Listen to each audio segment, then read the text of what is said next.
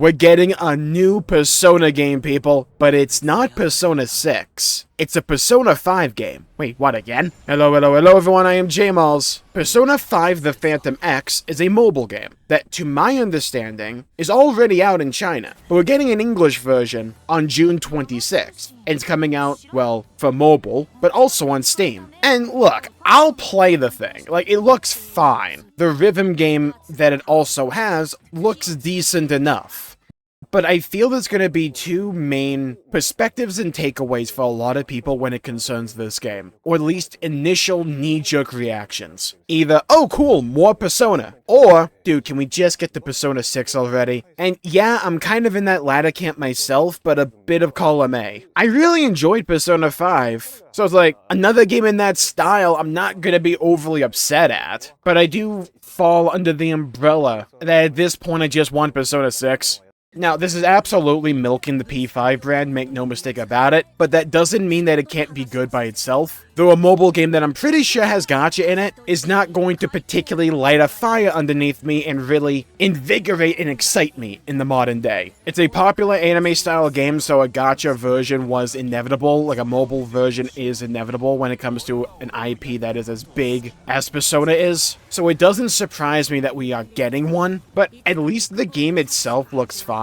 It's not a rehash necessarily of just Persona 5, like it is a new story set in the world of Persona 5 with Persona 5 aesthetics. It takes place in Tokyo, for instance, but the characters are new. And you may be able to meet or even like acquire the original Phantom Thieves because remember Gacha. But like while we are Phantom Thieves, we're like a different group apparently. And there are some interesting elements to this game that I want to go over and talk about in this video. Like I said, I will play the thing, it looks fine enough. The overall idea for this game is that people are losing their desires, so it is up to us as Phantom Thieves to go and, well, retake those desires. And that seems to be the overall formula for how we're going to recruit more party members. Someone threw away their main desire, and we have to help them get it back. We do so, hey, new Phantom Thief. It's an interesting twist on the theme of Persona 5, which was all about distorted desires. Now we actually are focusing on reacquiring those desires and tackling the other side of the coin there. I think it's interesting enough. The game in a lot of ways feels as if it's trying to mirror Persona 5 in certain ways. Like the main animal companion we have now, like instead of Morgana as a cat, we have just some dude called Lufel that's an owl. Instead of Joker, we have some jabroni called Wanda. And in terms of its overall construction, it seems to be, well, a Persona game. You'll have your dungeon crawling with the palaces, and you'll also have overworld activities to do, like hanging out with various confidants,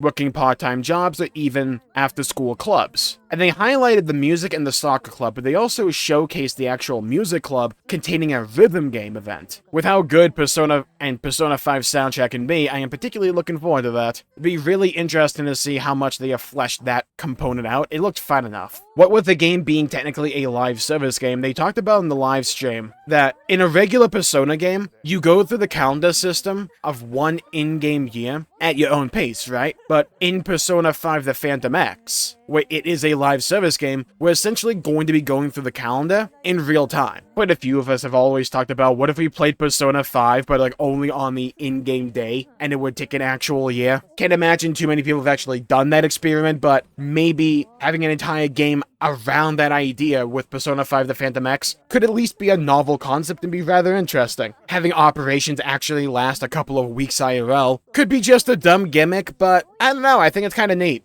There is another element in this game called Phantom Idols. Essentially, the way they described them was imagine if your confidants/social links from the overworld are able and capable of fighting alongside you in the metaverse. It's not like one-for-one them, but I think it could be an interesting twist in the confidant system. And the way they framed it is that the Phantom Idol we'll have when we're actually in combat is a representation of that character when their desires were at their strongest. Look, if you like Persona 5 in terms of the soundtrack and the visuals and the overall vibe of Persona 5, it's going to be more of that from all that we've seen, and especially all that I've seen. They also talked about how this story is separate from Persona 5, but it is connected, and you have to be like on the lookout to be able to connect the dots between like regular Persona and this. So hey, at least for us lore heads, we can like be on the lookout for something interesting. Like I said, I think this game will be rather polarizing for a lot of people. It'll either be a case of, dude, just move on from Persona 5, we want Persona 6. Or you'll have people that are really invested and interested in something like this. Like I said at the top of the video, it's absolutely milking Persona 5, but I mean, as long as it's good, I don't necessarily mind. It is being co-developed between Perfect World in China, Atlas, and Sega. And from the sounds of it, it's not like Persona 6 is being like kicked down the road because the developers have to work on this. I imagine there's some oversight, but like, I mean, at least looking at the footage they showed of this game, it does look like Persona. Like, the combat looks like Persona. I'll have to get my own hands on it to be absolutely certain of this, and also how the various live service elements intermingle with each other to affect or possibly compromise the overall experience of a Persona game. I'm just hoping the good can overshadow any potential bad that this game would possibly have by nature of it being like a live service gacha game. But yeah, I imagine the role this game is going to fill for a lot of people is just like tiding people over before we get another Persona game. Like, that's going to be the main role this fills, I believe, for a lot of people.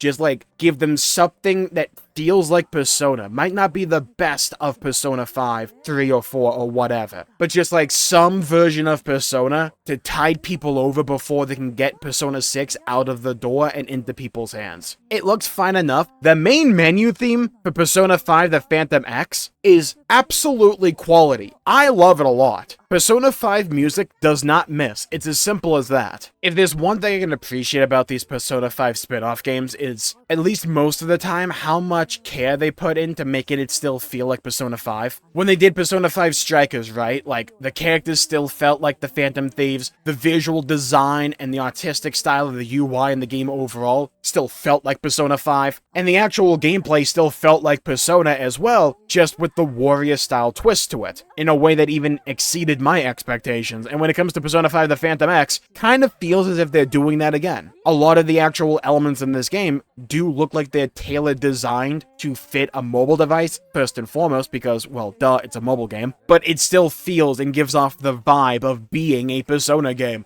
You still have palace infiltrations, you still have confidants, hangout events, after-school activities, stuff like that. And the main driving force behind the game, your main motivation for continuing to play, still seems to be the story. And so long as that is really good, I imagine this game will find an audience and be rather successful for that audience. It's like so dependent on how good the actual story and the characters are. I think the biggest saving grace for a lot of people probably is that the main cast of characters for the Phantom X are completely new. It's not like it's just Joka and Morgana, Ryuji and An and Makoto going off on another wild adventure. No, it's a new crew of people with their own stories to tell, just with the framing of Persona 5. So I can completely understand why a lot of people will audibly groan at the idea of a mobile gacha game for Persona. One, I would always say that for an IP like this, it was inevitable at this point, especially with how popular Persona 5 was, and still is. But at least the version that we're getting seems to be pretty dang good. Like, I'm rather interested and excited to play it, which is more than I could say that I was expecting to feel when I first heard about this game. I can't say I'm particularly enthused or excited about it. I'm not over the moon as I would be for Persona 6, but I am keeping my eye out, and I do want to play it. And I guess if that was their goal, then mission accomplished.